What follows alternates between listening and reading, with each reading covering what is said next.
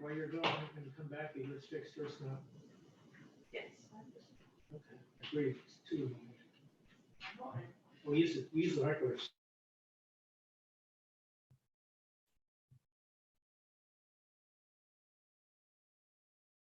I don't know about the rest of you, but Mitch McConnell is speaking live right now, and I'm taking a break to listen to that first. Well, all of that is things we're going to.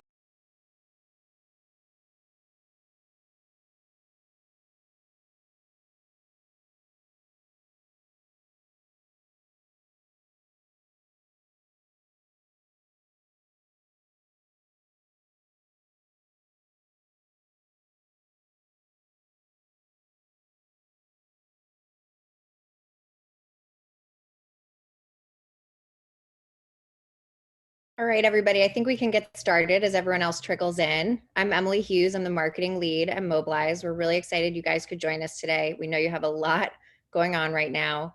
This current environment probably has many of you feeling frazzled. So we want to discuss all the ways that Mobilize is set up to support you and then share some interesting virtual organizing use cases that we're seeing on the platform. We have 300 people registered for this call. We're already half of them are on board and more are filing in as I speak. So a couple requests before we get started. Please make sure you're muted. You can do that at the lower left-hand corner of your screen. There's a little microphone icon. Just click that and it'll turn red. We just want to make sure everyone can hear without distraction or interruption. You're more than welcome to turn on your video. We like seeing your faces. And we're going to leave plenty of time at the end for questions. You can put questions in the chat, which people are already doing. We'll collect them. We'll bring them up at the end to make sure they're all addressed. But we want to get through probably about 20 to 30 minutes of content before that. We also will be sending out this recording later today, so you can send that to colleagues. And we're going to share a form where you can submit interesting use cases and requests for additional virtual features. We're going to monitor that on a rolling basis as we continue sharing resources and adding enhancements to our platform. So with that said, I'm going to hand it over to our CEO, Alfred Johnson, who will get us kicked off. Cool. Thanks, Emily. So first of all, thank you to everybody for joining. I know there's so much going on and you spending the time to be with us means a lot. Our world is very rapidly changing around us, but the intensity of your work hasn't slowed, and we are fully prepared to support those efforts. One of the amazing things about doing this work is that we get to see the creative organizing that you all do on a daily basis. That has been highlighted to an incredible degree over the last 2 weeks. The ways that people are using the platform are incredibly inspiring. The volunteer energy and willingness to do the work remains incredibly high. Mobilize is a digital-first platform, and virtual organizing has always been a big part of what we do. Since 2018, we've observed almost 700,000 signups into virtual events. That is now representing more than 90% of our daily volume. Historically, our attention has been divided between in-person events and virtual events. For the near term, virtual experience and aiding online organizing in this current environment.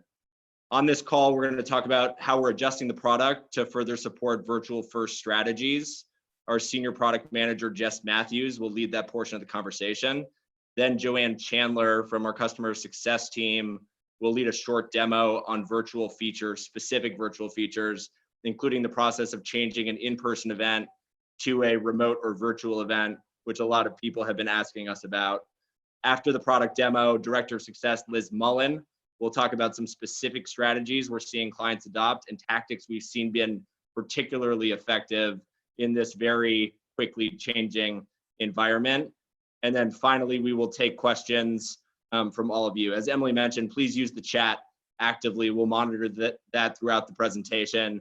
And if you don't mind, please continue to keep your screens and your phones on mute so that the quality of this is good and we can share it onwards. So with that, thank you again for joining. Thanks for being here. Thanks for the work that you do, and passing it over to Jess. Thanks, Alfred. As Alfred mentioned, I'm Jess Matthews. I'm our senior product manager responsible for our organizing tools. I'm excited to be talking to you all. So I wanted to go through a little bit about how we think about our remote organizing and some of the updates we're about to make. and also how we'd like to get input from you on the sort of next steps for Mobilize. Joanne, next slide. Great, so here's a little bit about what we've observed so far. So as Alfred mentioned, we are seeing a huge increase in the utilization of our virtual feature set. On Sunday, 88% of our shifts were virtual. We are seeing that volunteers are still very eager to organize and to take action in their local communities and maintain the social and local networks they've built up in person. We're hoping to preserve that as much as possible.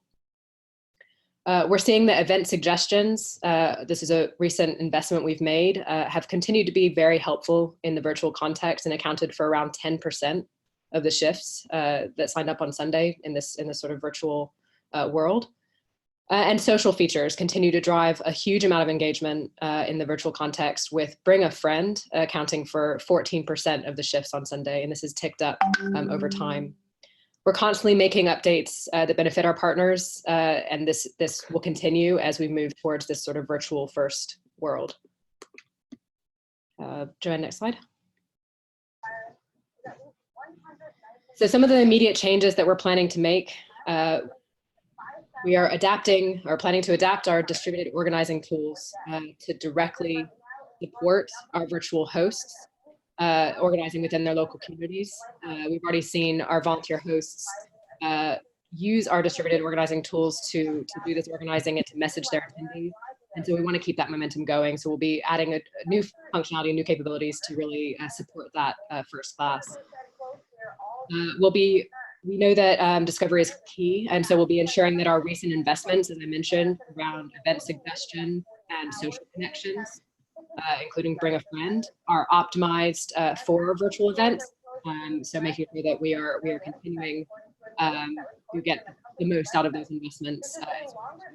Hey, Jess, let me stop you for a second. We're getting some background noise. It feels like somebody is not muted. Can everybody please mute your lines? And Joanne, if that doesn't work, maybe you mute all and then Jess can unmute. Great, I'm going to carry on. So we'll also be auditing and improving the language that we use around virtual events, increasing the clarity around what bringing a friend means for virtual events. We'll be increasing the clarity around virtual locations and how volunteers can choose the times when those actions can happen immediately and online. We've also spent a lot of time speaking with you and our volunteers about what changes we can make to make organizing and volunteering online easier. We'll be addressing the highest priority feedback around creating and managing those virtual events, as well as attending virtual events online. So look out for an additional set of changes to improve the usability there. Next slide. Here are some of the things that we're looking to prioritize as we move into our roadmap planning, and then we think a little bit longer term. So as I mentioned, discovery is incredibly important. We want to continue helping people discover the right online events through improved virtual events in the feed, how we make clear to people that these are events that they can do from anywhere from their homes, and improve the event suggestions around virtual events, making sure that virtual events are prominent where we are making event suggestions. Around social, we want to continue to help people bring their friends into the fold through sharing that's optimized for the virtual experience. As I mentioned earlier, we've already seen the sharing and the Bring a Friend functionality that we rolled out earlier this year have incredible impact over this weekend as we've moved towards more virtual signups, and we'll continue to invest there. We know that communication is incredibly important, and so we'll be improving the automated reminders and helping supporters connect with their hosts and others online through things like group chat that will kick off around events, and making sure that our messaging tools that we've already seen volunteer hosts and organizers use to great effect over the last week or so continue to be well adapted to support this new environment. We'll also be reducing friction. This is something that we've always had top of mind, front of mind at Mobilize, and so we'll be making sure that we are reducing friction wherever possible, making sure that our reminders and our guidance to volunteers on how to complete their actions continue to be optimized for virtual actions, and making sure that we're reviewing the email reminders and SMS as we go. Next slide. And then what does this mean for our longer term roadmap? So a couple of changes that we've already made. We are ensuring that virtual organizing will be a major part of our roadmap considerations for the foreseeable future. As Alfred mentioned, this will continue to play a huge part as we come into our roadmap planning. We've already put a few projects on hold just for the short term so that we can make some of the changes that I just mentioned, including our in-person check-in project. This is something that we were in the process of working on as we started to see this behavior shift. And so we wanted to make sure that we were responding quickly here, but expect to still have some of that functionality available in the not too distant future. We're considering new integrations that can make virtual organizing easier. This is something that we always have our ear to the ground on, and we'll expect to be continuing to investigate as we move forward. And you can expect to see further investments in our virtual actions to support new use cases on the platform that we're already seeing. So things like petitions and fundraising, as well as grassroots social campaigns. So as Emily mentioned at the top, this is something that we'd actively like to hear from you on. If there's anything that you would like to see in terms of making virtual organizing easier, we'd love to hear from you. So please I encourage everyone to please fill in the feedback form that Emily's going to send around after this to feedback into the things that we should be doing and where you're seeing opportunities.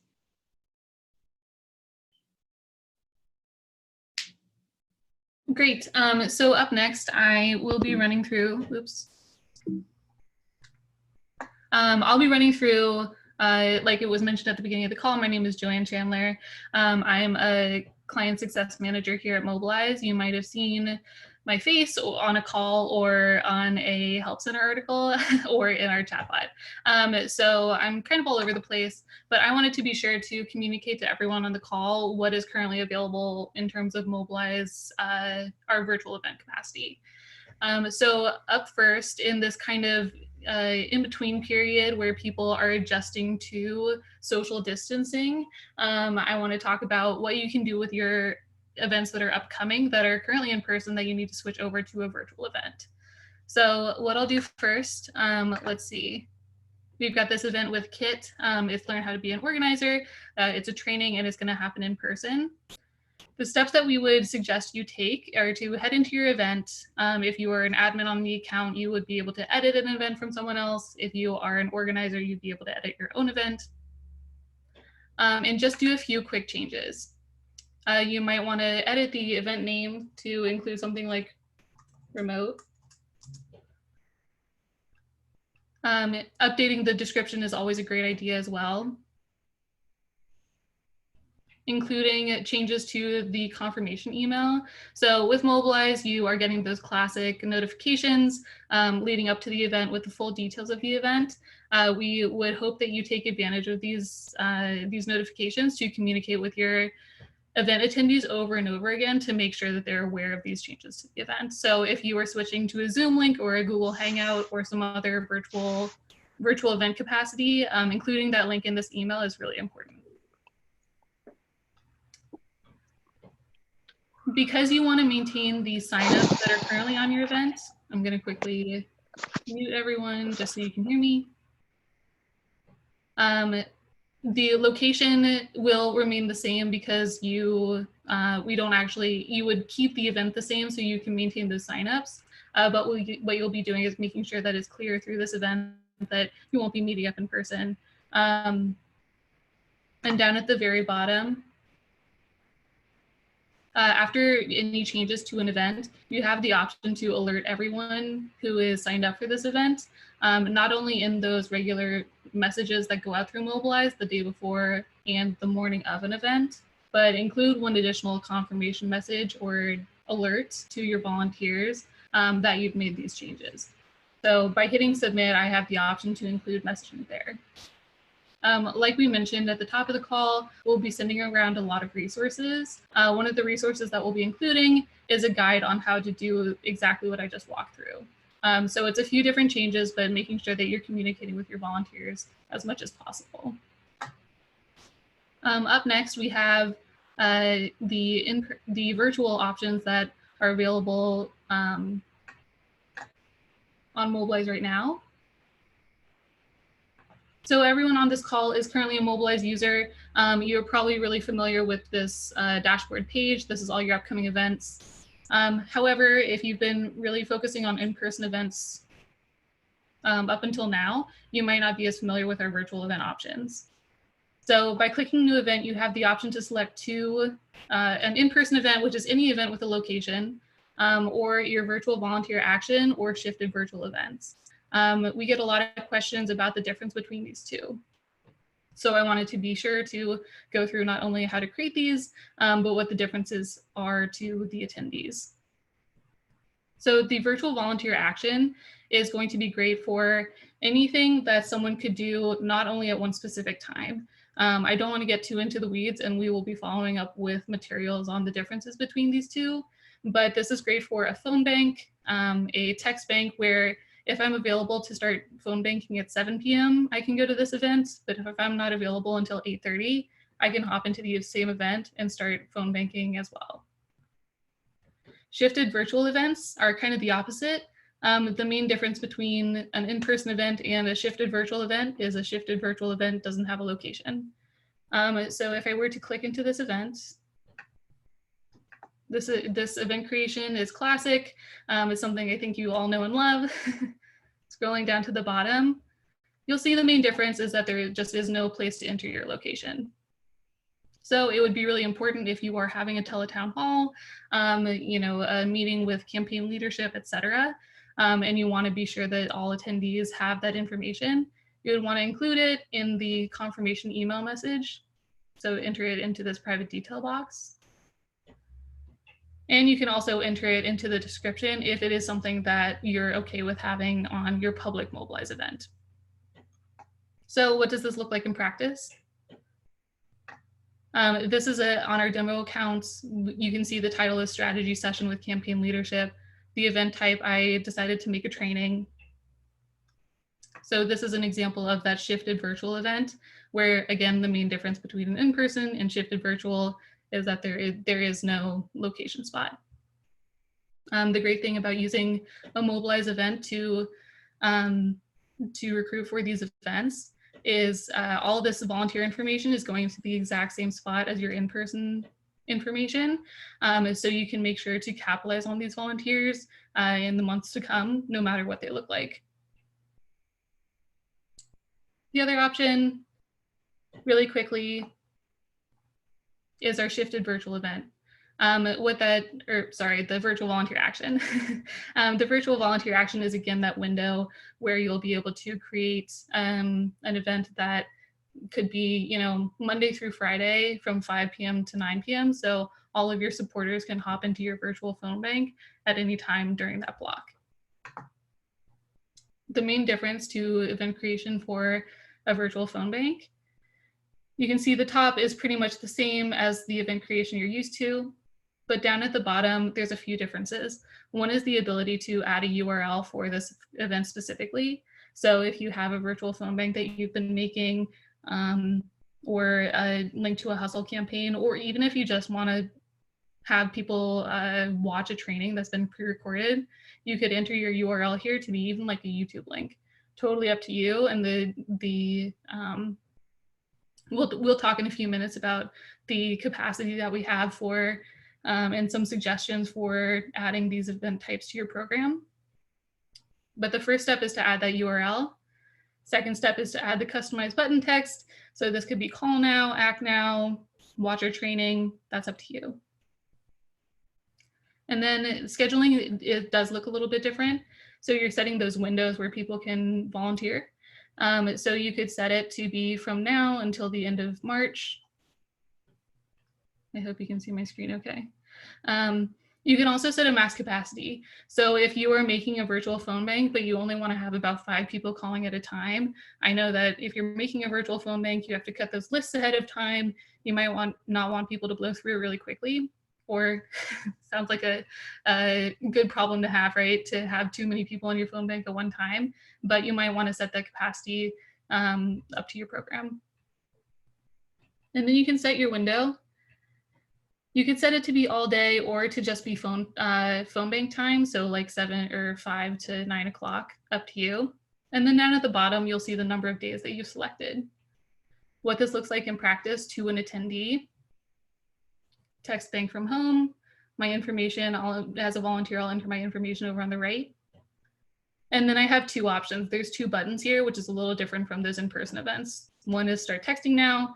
If I click this link, it would take me to the URL that was entered for this event, or I could pick a time in the future. So if I said, actually, I want to start volunteering tonight at 5, then I could do so. And then I would get a notification an hour before that event starts, giving me the full link to the event and reminding me that I've signed up and made this commitment to volunteer.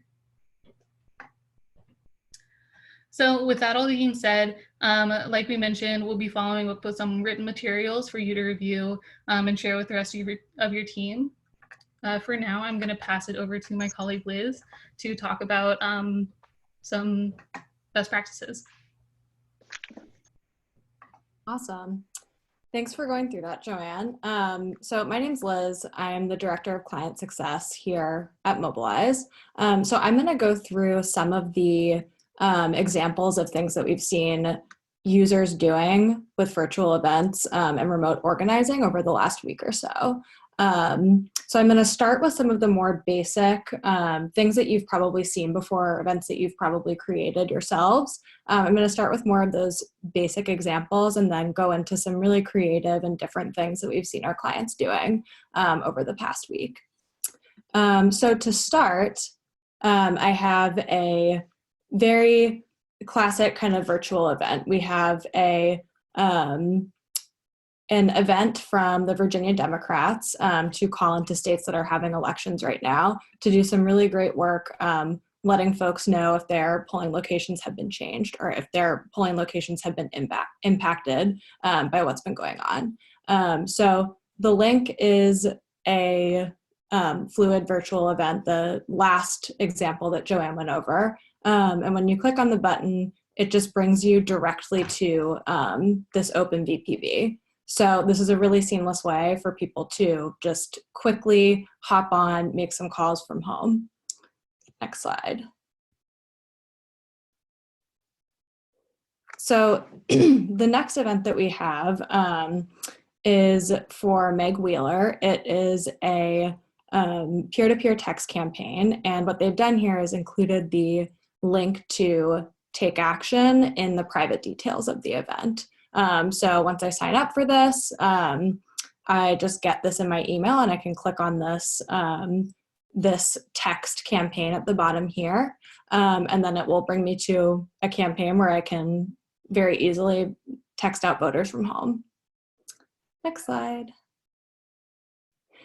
And so now we're getting into some of the more creative things that we've seen lately. Lots of trainings. So this is a really good time to provide your volunteers with more training. You're probably going to be asking them to use tools that they haven't used before, asking them to do more virtual actions that they just might not have as much experience with.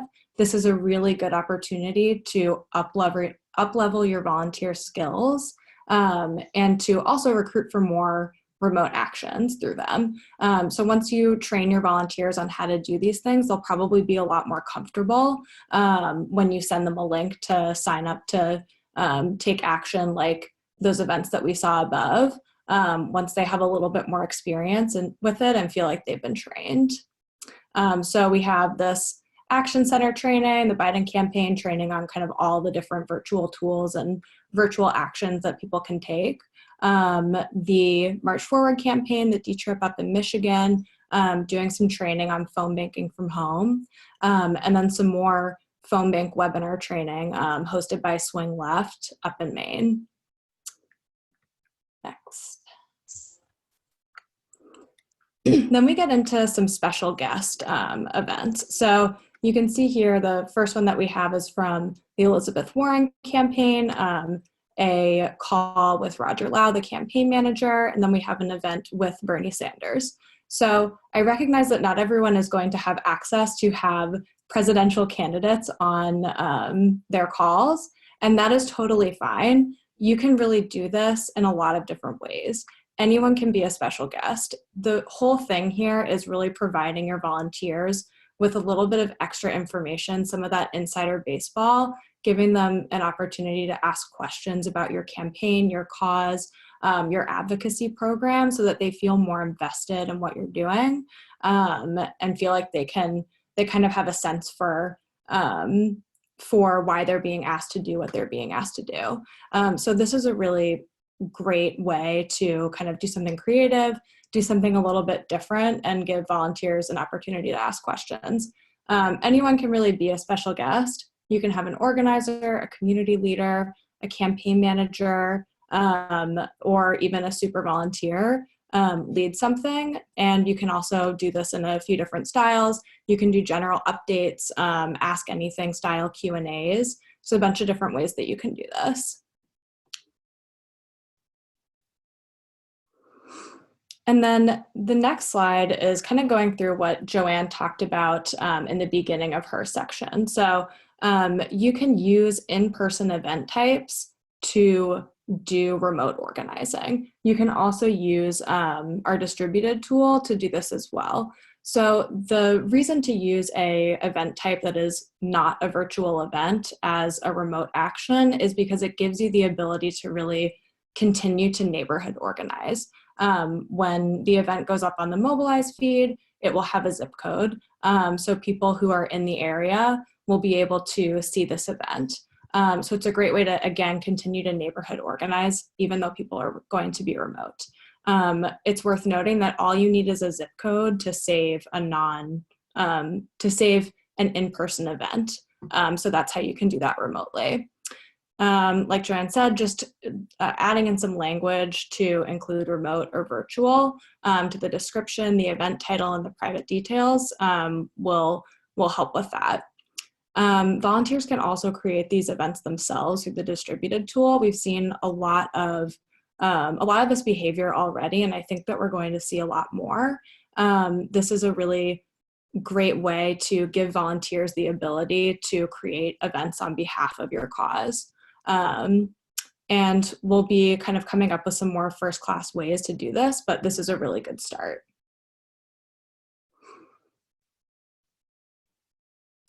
And then the last thing is virtual community building events. So I think that right now people really need community now more than ever. So providing people an opportunity to get in touch with like-minded people, especially when a lot of people are social distancing and staying home. Mental health professionals are saying that like FaceTiming a friend or doing a virtual potluck, a virtual happy hour, things like that are just so incredibly good for people's mental health. So getting volunteers together around an issue that they care about is something that as organizers we can provide to people. So All on the Line has some really awesome book club events that are really cool. And I saw this event for joining a virtual field office today as well. So these are just great ways to bring people together, especially when it's hard to get together in person right now. So now I am going to kick it back to Alfred for some Q&A. We have collected a bunch of questions in chat, and we'll address those now. If you guys have additional questions as we're talking, drop them in chat and we'll be sure to bring them up. Just since there are 170 of us on this call, we want to keep it organized. Alfred, over to you. Yes. So we had a question from Jackie, which is, can I create an event that has both a virtual component, as in Zoom, and an in-person component?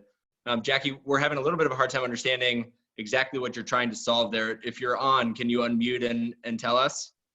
Hi, I'm on. Okay, I have a meeting coming up April 11th that I haven't created yet that we generally do in person. It's our organizing meeting. And I'd like to still schedule it as in person, but I'd like to have the ability, because I can go ahead and set up a Zoom meeting and have both of them booked. And then depending on what we're doing, we can switch one to the other or both at the same time. Jess or Joanne, do you want to take that one? I can take that. So I think as Joanne outlined, I think some of the existing tool is probably pretty well suited for that. So what I'd probably suggest there is that you create a normal in-person event. and use the private details link to include information about the Zoom or just generally what you're thinking about, the fact that plans may change. That information will be sent out to all attendees when they sign up to the event. And then if you need to make changes closer to the date of your event, when you go and edit the event in Mobilize, you have the ability to send a message upon that location change. So let's say you need to move to a fully virtual event. You could update the location to say, this is now a virtual event. That location change would then be sent to attendees. And then you can also use the messaging tools that come along with the Mobilize dashboard, which we'll be sending some information about shortly, to just reiterate to volunteers and to the attendees of that event that plans may change or that plans have changed. Okay, super. Thank you. No worries. And with this and with everything else, our chat function that's within the dashboard is available during working hours, and we respond generally to those within 10 minutes. So as you have questions that come up on specific things like this, feel free to write in and we'll get to it as quickly as we can. Next question is from Elizabeth, who asked, Mobilize always requires a location. What are best virtual event practices? Joanne skipped that. Joanne, do you want to hop back in there? Yep, sure. So in terms of a previously in-person event that was updated to a virtual event, I think that we would generally provide the guidance to keep the location, just like what Liz was mentioning, that you want to make sure that this is appearing to people in your community. However, indicating as many times as possible that it will be occurring remotely. This is the best way to maintain any of the signups that are in that in-person event, while not needing to, delete the event and start over. So that is what I would suggest, to just make sure that people are aware that they should not show up to an actual in-person location, while providing those links as many times as possible. I'll also add that if you have an event that's already been created with a location, you can delete the location name and the street address. And as long as you leave the zip code, then the event will still save. So it will come up in the zip code search, but it won't actually have a location. Great. So we have a question from Sharon, which is, can we create a virtual candidate forum? I'm going to pass it to Jess on that one.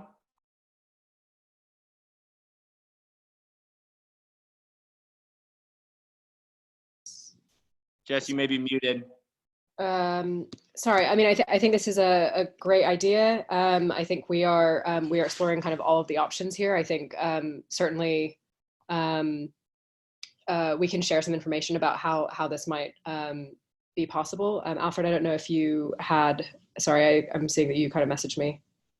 No problem. So I think it depends on what you're trying to solve here. So if it's an organization like a state party or an advocacy group that's wanting to host several candidates in a virtual event, I think this would just be a virtual event pointing at something like a conference call. And in that sense, it would be directly functional within our current virtual organizing. If you have something that is more specific than that, we will be gathering product feedback after this call and would love specific ideas on it.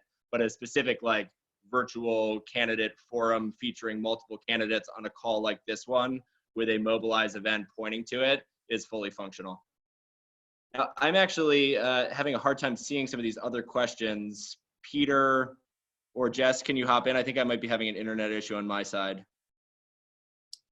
I can read one. One's from JC, says the automated reminder messages from Mobilize will continue to include the physical location. How can we modify that to make people aware that it is now virtual?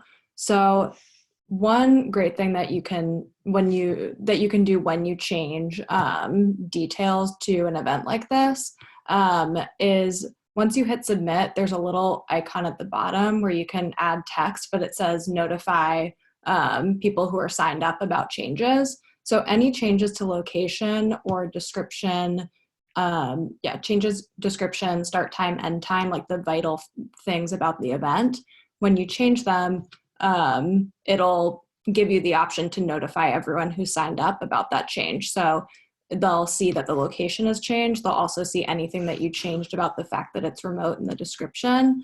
And that will help kind of notify them. You can also leave a note in that email that they get to notify them as well pretty easily. I can jump in with a couple other questions.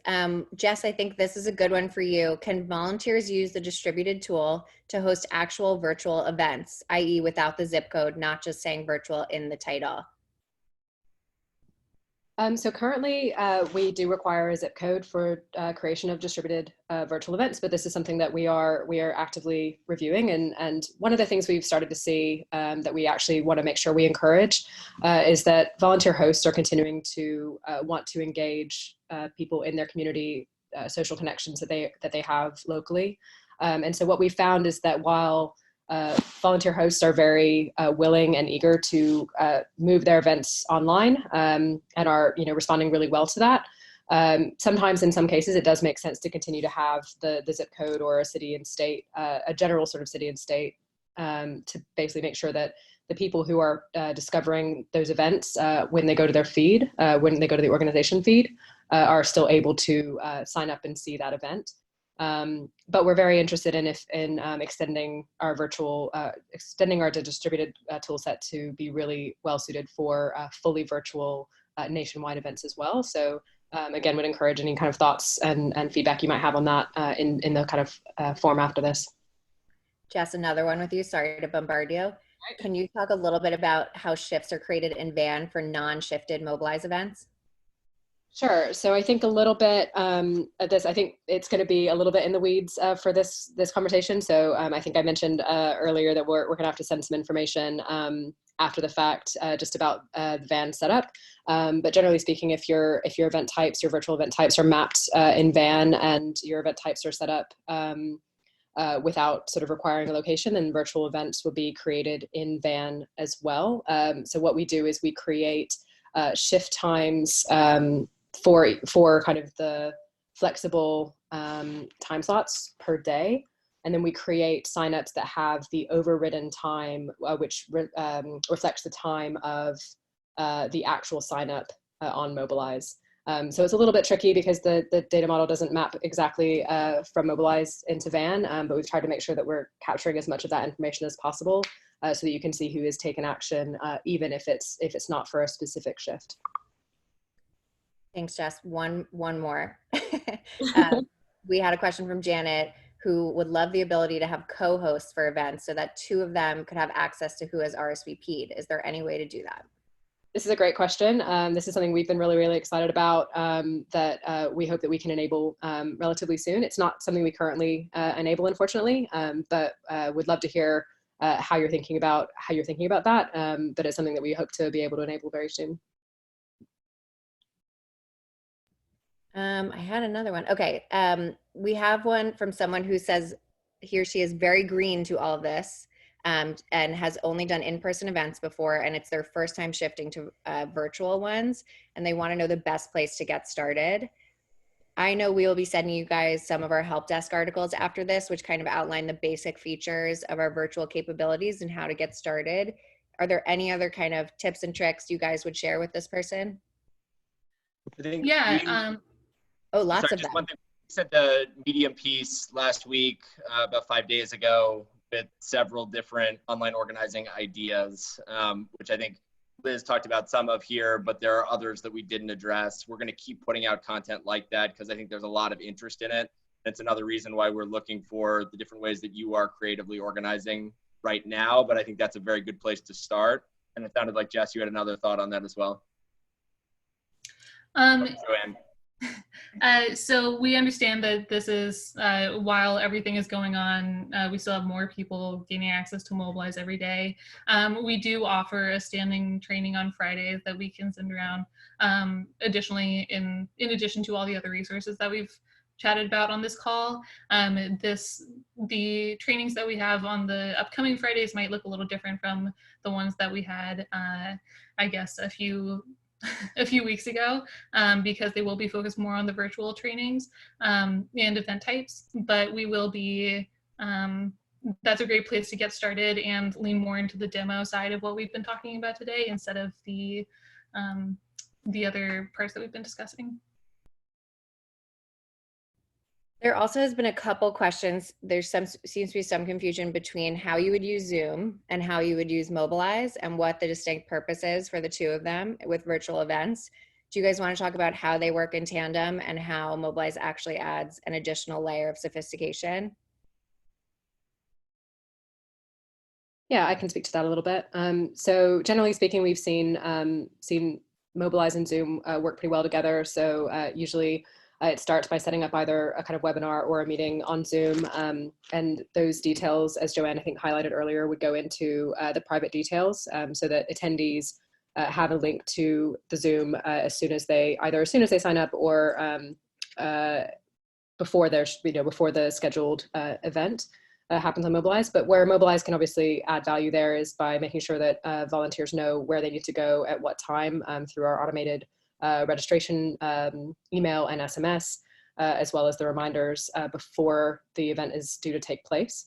So that's something that we can obviously automate. It also provides a tool to very easily be able to communicate with the attendees and to the registered signups. And if you have VAN or another database that you need to be able to keep track of attendees, Mobilize makes tracking those registrations very, very easy. So it's something that ensures that the people who are clicking through to the Zoom link are tracked in VAN or in your database if you're downloading from a CSV or using our SQL Mirror.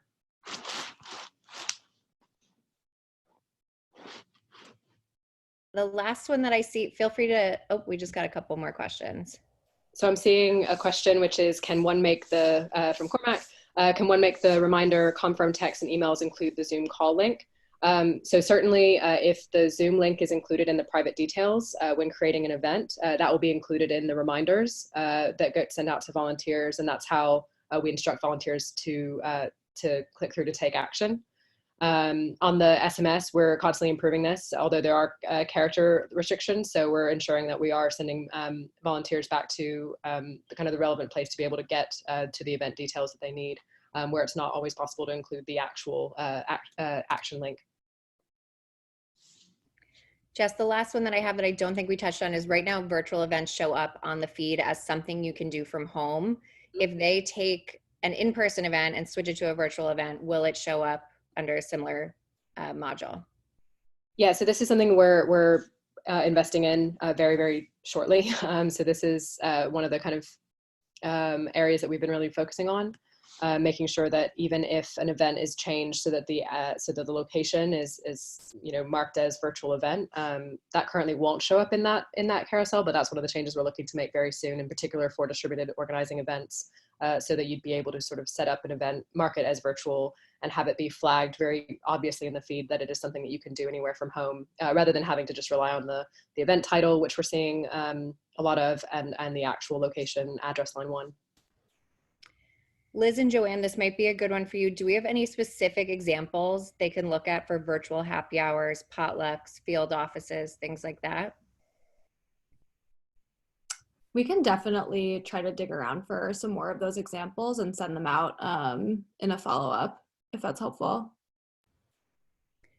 We also are seeing people like try all new things with virtual events. So we'll be sharing resources and ideas on an ongoing basis. So just keep an eye on our emails and on social.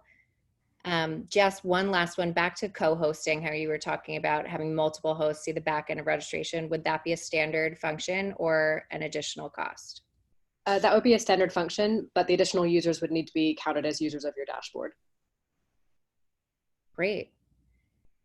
I think in general on this question on virtual happy hours, potlucks, field offices, and the creativity that we're seeing around it, in most cases, what we're seeing is people point to a Zoom call or Google Hangout where they're then doing whatever that activity is that they're organizing around. So a virtual happy hour would just be a Zoom link where people would pour their own glasses of whatever and have a conversation about policy or watch something together.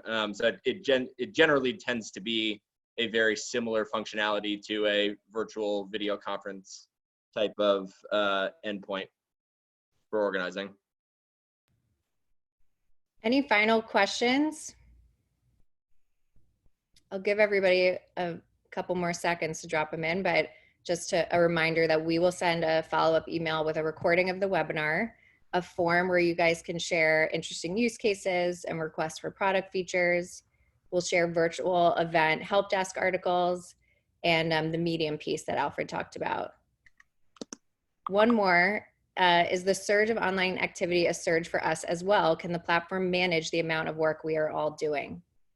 Yeah, that's a great question, Tamara. The surge in online activity has definitely been notable, but it is not as large as some surges that we have seen in the past. As recently as Super Tuesday, we had 40,000 people sign up for events in a single day.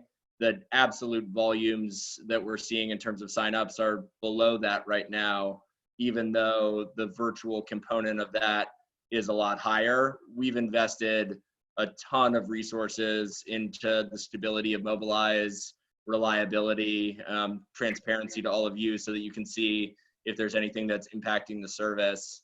So feel very strong about our ability to continue to serve the volume that we'll see here. Obviously, what COVID is doing is creating an enormous moment where we all need to work together, and volunteers will be a big piece of that. So I have every expectation that we're going to see organizations like yours do a ton of organizing going forward, but we're ready for it. And we want to see you be as successful as you can be, because I think we are constantly aware of the important work that you guys do and how essential it is to get us out of the mess that we're in. So yes, is the short answer to your question. I think that's it. Any final words, Alfred? No, just again, thank you to everybody for joining. We're going to be doing a lot more of this kind of content, both via the blog and through webinars. We know how much you are all adjusting your programs right now. Again, we learn as much from the different things that you do as you learn from us. So if you find something that is really working, we'd love to know about it. And please continue to weigh in to the forums that we ask afterwards about what you'd like to see in the product. As Jess said, we're very actively thinking about how we can adapt to this environment. The current virtual feature set is really strong, which is why people are using it as actively as they are right now. But in a world where we are principally organizing online for the foreseeable future, there's even more that we can do. So we're excited to build that out and really help power your organizing programs going forward. And then when we can go back to in-person organizing, the feature set that's there will still be there, but we will have an even richer set of online tools to help you do the work that you do. So again, thank you very much for joining.